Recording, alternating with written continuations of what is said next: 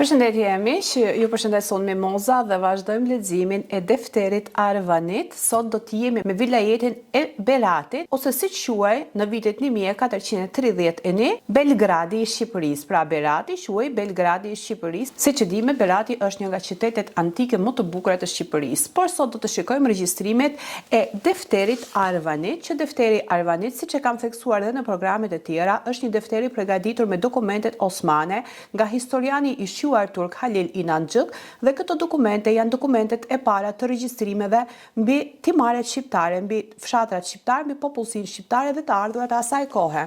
Leximin e këtij defteri vazhdimisht rastisim në pagesat, sidomos ku theksohet që paguheshin me akçe. Akçet ishin monedha sermi që përdoreshin në atë kohë dhe pagesat në përgjithësi në atë kohë bëheshin me monedha sermi ose me flori, por patjetër që floriri e kishte vlerën më të lartë se monedha e sermës, kështu që bëhej balancimi i asaj kohe. Siç e dini dhe siç i kemi lexuar edhe në programet e tjera, defteri Sanxhakut Arvanit i përket viteve 835 Hijrit ose me datimin e sotëm vitet 1431-1432. Ishte ajo kohë ku Perandoria Osmane nuk kishte vënë zotërimin e saj të përgjithshëm në të gjitha krahinat shqiptare dhe në ato zona ku ajo kishte vënë sundimin e saj, mbante regjistrimet. Përse i mbante regjistrimet? Siç e shikojmë edhe në këtë defter, shohim të ardhurat sepse ajo shënonte sa frymë kishte një familje dhe për frymë paguheshin taksa. Në këto pagesa taksash ne shikojmë këtë dallim në mes të krishterëve dhe familjeve muslimane, ku të krishterët i kishin taksat më të rënda dhe më të mëdha nga familjet të cilët të kishin pranuar fenë islame. Dhe në defterin Hijri, siç shikojmë, quhet defteri Arvanit, pra Arvanidia, dhe siç theksohet dhe në burimet osmane, pra pikërisht në këtë defter, gjuha që flisë popullsia e Sanxhakut të Arvanitit ishte gjuha arvanitase shqipe dhe shqiptarët dalloheshin nga gjuha dhe nga emrat e tyre që i kemi të regjistruar në defter. Dhe siç e kam theksuar dhe në programet e mëparshme, duke u bazuar tek defteri Arvanit dhe tek kërkimet të historianëve të ndryshëm, të cilët kanë bërë kërkime mbi zonën e Epirit, pra të Arvanitisë, aty theksohet se popullsia më e madhe deri në 70% ishte shqiptare, ndërsa pjesa tjetër rastësisej e përzije, pra popullsia e përzier greke, slave dhe e popullsive të tjera të cilët kanë ardhur dhe janë vendosur më vonë në këto zona. Para se të vazhdoj leximin, dua të theksoj se ora e shfaqjes së programeve të mia me temë historike dhe të përkthimet të dokumenteve të ndryshme dhe shfaqjen e shkrimeve të librave të ndryshme të historianëve të ndryshëm, sidomos mbi çështjen shqiptare, mbi popullin shqiptar dhe mbi historinë shqiptare, do të jetë çdo të mërkurë dhe çdo të shtunë në orën 18 të darkës. Falenderoj nga zemra të gjithë ato miq të cilët më përkrahin dhe shpërndajnë videot. Gjithashtu do të kërkoj që të gjithë ato miq të cilat i quajnë të vlefshëm këtë program të abonohen në kanalin tim, pra të bëhen abonent mujor, dhe kjo do të jetë një përkrahje e madhe për mua. Vilajeti i Beratit, ashtu si vilajeti i Gjirokastrës dhe vilajetet e tjera që do të shikojmë në këtë defter, janë të ndarë në timare të shumta, prandaj që programet të jenë sa më programe informative, sa më të shkurtra dhe të qarta, me të dhënat siç janë në defter dhe në dokumentet e tjera, do t'i bëj të ndara timare. Pra, tani, le ta shpalosim defterin Arvanit dhe të shikojmë në faqen e mbrapstë kemi edhe një hartë goxha të madhe. Pra, kemi një hartë që i përket teritorit shqiptar të viteve 1430-1431, ku këtë shikojmë zonat, duke filluar që nga vilajeti i Krujës i Akçajsarit, deri në vilajetin e Gjirokastrës, pra ku shikojmë Epirin, Çamërinë dhe gjithçka. Gjithashtu në këtë defter kemi dokumentet origjinale osmane të viteve 1431-1432, ku janë shënuar fshatrat nahitë shqiptare, popullsia shqiptare, prodhimi dhe produkte që ato kultivonin në atë kohë dhe të ardhurat, taksat e tjerë. Pra tani vazhdojmë leximin e defterit Arvanit dhe jemi tek vilajeti i Beratit. Vazhdojmë. Krahina e Beratit. Berati në atë kohë quhej Beogradi i Shqipërisë.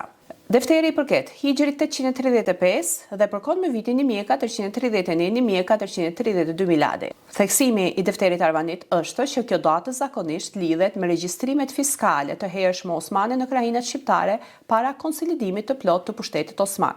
Të ardhurët e vilajetit të Beratit ishin 3000 akçe. Qendra e Beratit përmbante fshati Vodice, ishte një fshat që kishte një kopësht të madh, kishte 15 pemë ulliri, 25 shtëpi, 1 të vejë dhe 3 beqar. Të ardhrat e regjistruara ishin 1611 akçe. Ky fshat u dha me dëshirën e vet nga Sanxhak Begu Hamza Beut, nipit të tij Pavlo Kurtishit, djalit të Aliut nga Ispolati, që është në administrimin e Muzakive. Në gjendjen e tanishme u regjistrua përsëri dhe u shkrua në regjistrat e varësisë së Berat. Kjo u shtua mbi fshatrat e përmendura më sipër në mesin e muajit Shaban të vitit 854 Hijri. Fshati Pishtani kishte 35 shtëpi, një grua të vej, një beqar. Të ardhurat ishin 1895 akçe. Kemi edhe një shënim për këtë fshat. Ky fshat më parë ishte dhënë nga Kasım Pasha me pëlqimin e tij Korkut ibn Agas me emrin Kirava. Për këtë arsye u pagua taksa e regjistrimit.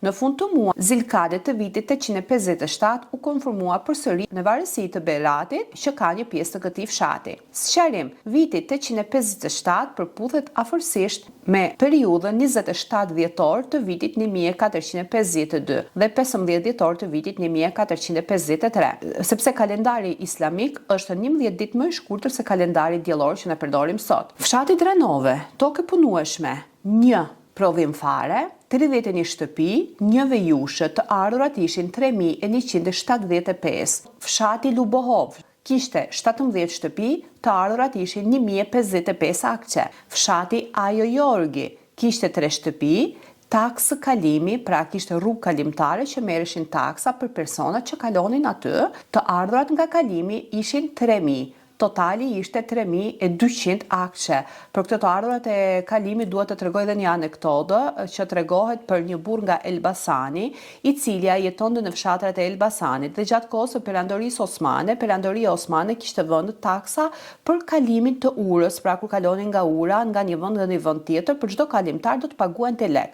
Ndërsa shqiptari i cili tha që ky është vendi im, ky është fshati im, un kam lindur këtu, të parët e mi kanë lindur këtu dhe un nuk do të paguaj lek të perandoria osmane për të kaluar nga ura ime për të vajtur në fshatin tim ku kam lindur, dhe ai që të mos paguaj lek tek perandoria osmane, pra taksin e rrugës dhe të kalimit, ai bëri rrugën duke ecur deri në Tiranë dhe duke u kthyer përsëri nga ana tjetër që të futej në fshatin e tij, pa kaluar urën. Pra që mos të paguante taksin, ai bëri një rrugë nga Elbasani në Tiranë dhe nga Tirana në Elbasan. Mezraja Tomorës, mezra quheshin tokat bujqësore, pra që përdoreshin për kultivimin bujqësor. Thuhet se është tokë bujqësore e fshatit të përmendur. Kjo tokë bujqësore, pra kjo zonë kishte 5 fshatra, një tokë bujqësore të madhe, një pikë kalimi, 111 shtëpi, 3 gra të veja, 4 beqar. Të ardhurat ishin 13.946 akçe. Tani do të shohim nahijen e Muzakive. Siç e kam theksuar, ato shënime të cilët janë të shkurtëra, do t'i bashkoj 2 krahina ose 2 nahije për të bërë një program të plot 10 deri në 20 minuta. Tani do të shikojmë nahijen e Muzakijave, që këtu do të shohim edhe shumë timarlin dhe agallara. Nahije Muzakive, të ardhurat e pronës së sultanit. Taksat e Muzakijeve ishin 1 mulli, taksa për mulli ishte 64 akçe, gjithsesi 2240 akçe paguheshin. Gjithashtu në nahijen e Muzakive kishte edhe një mulli tjetër, taksa që paguante ky mulli ishin 700 akçe, të ardhurat e vilajetit në përgjithësi ishin 1500, nga ky fshat kishte të ardhurat për qirintë, që të ardhurat e qirinëve ishin 1500 akçe, kishte edhe taksat të bagëtive, ku duke llogaritur 200 krej bagëti, nga 10 akçe për një bagëti ishin 2000 akçe të ardhurat pra taksat për bagëtita. Fshati Panaja kishte 5 shtëpi, 1 vejushe, të ardhurat ishin 605. Fshati Burbulin kishte 12 shtëpi, të ardhurat ishin 1630. Fshati Kamaçishte ndodhet brenda liçenit dhe nuk është regjistruar në defterin kryesor. Peshkatarit i është dhënë me qerap për një vit ku ai paguan 12.000 akçe. Fshati Golem kishte 9 shtëpi, të ardhurat ishin 1185 akçe. Fshati Barbate nuk është në defterin kryesor, por shkruhet që ai ka 14 shtëpi, të ardhurat ishin 1316. Në përgjithësi, fshatra që ishin të krishterë nuk i shënonin. Siç e kemi parë në shënimet e tjera, në përgjithësi fshatrat shqiptare banoheshin nga banorët të besimit të krishterë, sepse në ato kohë nuk ishte zgjeruar përhapja e fesë islame. Kështu që edhe nga shënimet që kemi parë në programet e shkuara, pra të defterit Arvanidas, kemi parë që theksohet se kishte edhe nga ato të krishterët të cilët nuk pranonin të shënoheshin në regjistrat osman. Fshati Kaz nuk është në defterin kryesor. Ai kishte 16 shtëpi, të ardhurat ishin 1620. Fshati Ashah Hërvate kishte 27 shtëpi, të ardhurat ishin 2035. Fshati Babun kishte 23 shtëpi, 2 gra të veja, të ardhurat ishin 2157. Më parë nuk ishte në hasa të Sanxhakut, por pas vdekjes së Aidinit u përfshi në hasa, pra në fshatrat e Sanxhakut. Shënim, ky fshat ju dha Ahmedit, djalit të Özgyrit, që ishte bërë musliman me pëlqimin e Nasunbeut. Pra siç e kemi parë në shënimet e tjera, kemi pasur edhe nga ato zotëri, kemi pasur edhe nga ato familje shqiptare, të cilat për të mos paguajtur taksat e rënda që kishin të krishterët dhe për interesat e tyre, duke përfituar nga statusi që jepte Perandoria Osmane, ato kanë ndryshuar dhe fen nga të krishterë në musliman dhe kështu që ato kanë pasur këto privilegje siç po i shikojmë në shënimet e defterit Osman. Pra, ky fshat i është dhënë Ahmedit, djalit të Özgyrit që ishte bërë musliman, me pëlqimin e Nasunbeut, duke qenë një fshatar me një copë tokë ose me një pjesë toke, duke u sugjeruar nga Perandoria Osmane që t'i jepet një fshat i tërë, ai bëhej bej dhe agallar dhe aga i fshatit, duke pasur përgjegjësi për të mbledhur taksat dhe për të regjistruar djemt të cilët do të dërgoheshin si ushtar në Perandorinë Osmane. Fshati Kamaçishte kishte 28 shtëpi, të ardhurat ishin 2835. Fshati Betovë kishte 14 shtëpi, 2 të veja, të ardhurat ishin 1452. Fshati Sakule kishte 4 shtëpi, 1 vejushë, të ardhurat ishin 1466. Fshati Kemishteni kishte 7 shtëpi, 1 beqar, të ardhurat ishin 705. Fshati Vuneri kishte 21 shtëpi, 1 vejushë, të ardhurat ishin 2111. Fshati Zelujeni kishte 32 shtëpi, 1 vejushë, të ardhurat ishin 3166. Fshati Rejkan nuk është në defterin kryesor, por kishte 6 shtëpi, të ardhurat ishin 670. Në përgjithësi, ato fshatrat të cilët të krishterët e këtij fshati nuk pranohen të regjistroheshin, nuk i jep të dhënat, por thjesht na përshkruan fshatin. Fshati Lushnje, pra Lushnja në atë kohë, qyteti Lushnje se quhej fshat në atë kohë. Fshati Lushnje në atë kohë nuk ishte qytet i zhvilluar. Kishte 15 shtëpi, të ardhurat ishin 1795. Fshati Irmanove kishte 10 shtëpi, të ardhurat ishin 1180. Fshati Erdenica kishte 8 shtëpi, të ardhurat ishin 970. Shënim, ky fshat ju dha nga Hamza Beu, shkruesi Dimo. Pas paraqitjes së kërkesës, u konfirmua me ferman në vitin 854, pra miladin 1450 në Edirne. Fshati Karortaz kishte një port, pra një iskele, që merreshin taksa nga kjo iskele, që nga kjo iskele taksat e ardhura ishin 220 flori, kishte 21 shtëpi, 1 vejushë, të ardhurat ishin 9531. Shënim, e drejta e mbledhjes së taksës së këtij fshati ju dha Pavlo Kurtikut, djalit të Mustafas me pëlqimin e Jakub Beut. Fshati Jelizan nuk gjendet në defterin kryesor. Ju dha Mustafait, djalit të Pavlo Kurtikut, më vonë u përfshi në hasa në pronat direkt në Azhnit të Sultanit, që kishte 9 shtëpi, të ardhurat ishin 955 akshe. Shënim, fundor, fusha e Muzakijës ndodhet midis lumenjve Semen dhe Shkumbin. Pra, siç e theksuam edhe më parë, disa nga fshataret e fshatrave të ndryshëm, të cilët nuk pranuan të ndryshonin fenë e tyre, por qëndruan në fenë e krishterë, nuk pranoheshin që të regjistrohen në regjistrat Osman. Ato bej dhe agallar, ato timarlin që do t'i shikojmë, ishin po fshatar të këtyre fshatrave, të cilët u konfirmuan nga krishterë muslimanët dhe për këto ato u shpërblyen nga administrata e Perandorisë Osmane, duke i bërë timarlin apo agallar të një fshati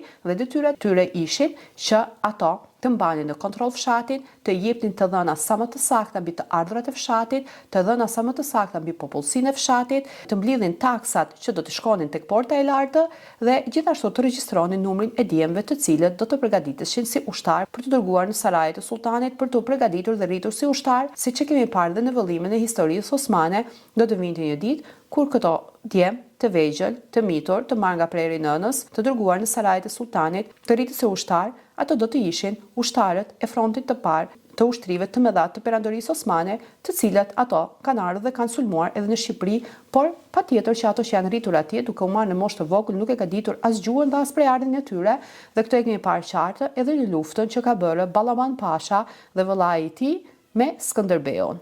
Pra vazhdojmë. Fshati Muzakiin ndodhej midis lumejve Semen dhe Shkumbin. Nasumbeu me vullnetin e tij dhe me një letër zyrtare ja dha këtë fshat personit të përmendur më sipër, i cili quhej Komnen, djali i zgyrit nga fshati Babun. Ai u bë musliman dhe ju dha emri Ahmed.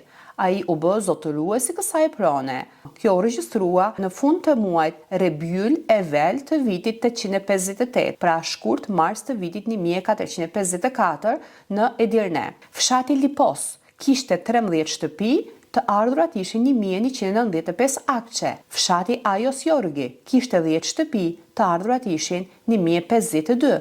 Pra si që pa më lartë, atyre që ktheheshin në musliman, jepi privilegj, prona e tjerë. Tani të shohim një bilançë që kanë përgatitur me ndryshimin e taksave që paguan të krishterët dhe taksa që paguanin ato që ktheheshin në musliman. Muslimanët të konvertuar, ato të sjellë nga Turkmenistani dhe nga vende të tjera dhe të vendosur në këto zona, duke u bazuar në defterin Arvanit 1431-1432 dhe defterit e shekullit të 16, është kjo që tregon qartë diferencat fiskale.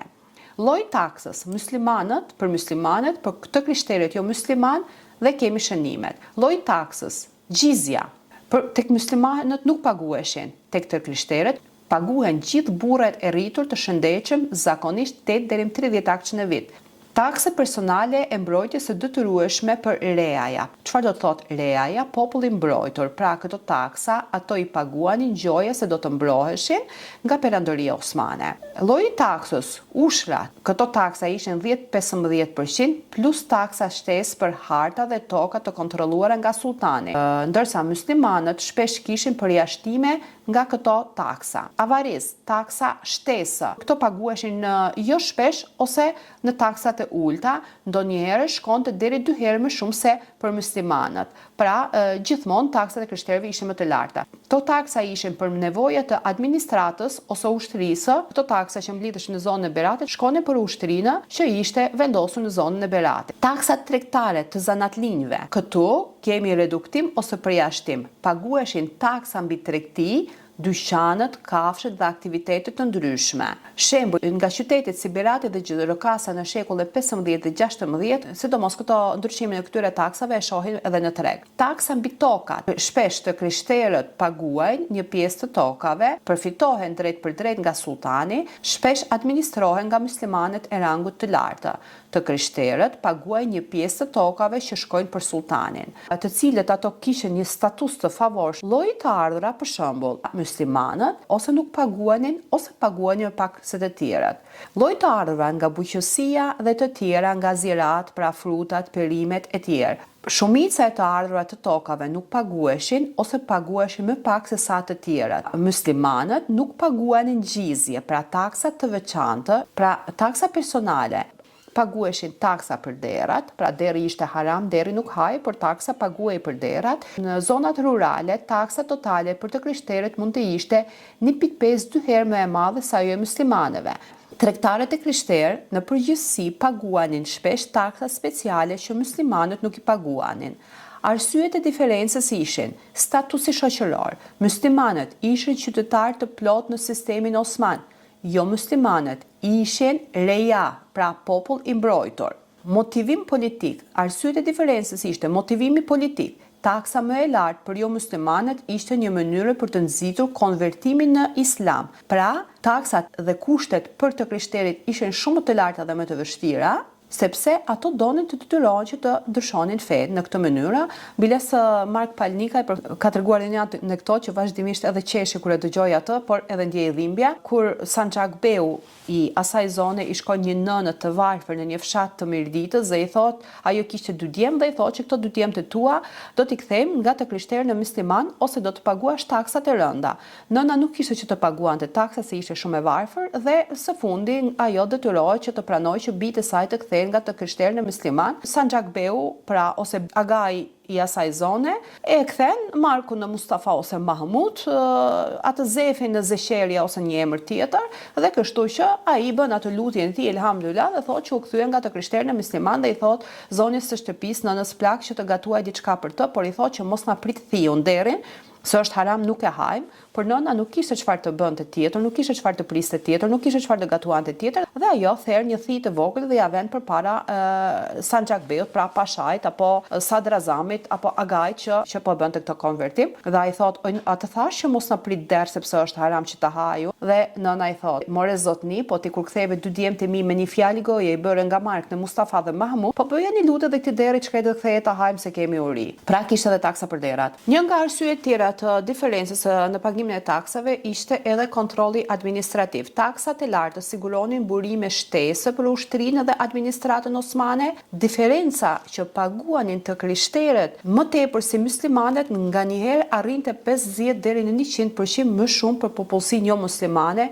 varësisht nga zona dhe periudha. Dhe këto të ardhura që mblidheshin nga të krishterët dërgoheshin në administratën osmane dhe përdoreshin për administrimin e ushtrisë, për ushqimin e tyre, për veshin e tyre, për armët e tyre, të cilat ato armë do të shpërthenin dhe do të binin të pamëshirshme mbi qytetet shqiptare. Shënimet janë se në defterin Arvanit, tokat e Beratit dhe të Himarës kishin të ardhurat të bujqësisë. Këto shënime kanë filluar që nga viti 1431-32, por që të mblidhen në defter të plot kanë filluar rreth 70 vite mbas vdekjes së Skënderbeut, rreth viteve 1520-1550, ku shumë nga ato dokumente edhe janë zhdukur, shumë nga ato dokumente siç theksohet në defterin Arvanitas edhe nuk lexohen qartozi, se janë shkruar me boj dhe disa edhe janë të priqura. Pra miq, për sot programi mbaroi, sot pamë me qendrën e Beratit dhe fshatrat që lidheshin rreth me qendrën e Beratit. Në programin e ardhshëm do të shohim disa timare të vilajetit të Beratit rreth. Pra siç e theksova edhe në hapjen e programit, programet do të jenë të shkurtra dhe aty ku janë timaret me përbërje shumë të gjera, do t'i shfaq një nga një ose duke bashkuar 2-3 timare sipas përmbajtjes së timarit. Faleminderit dhe mirupafshim në programet e tjera. Faleminderit.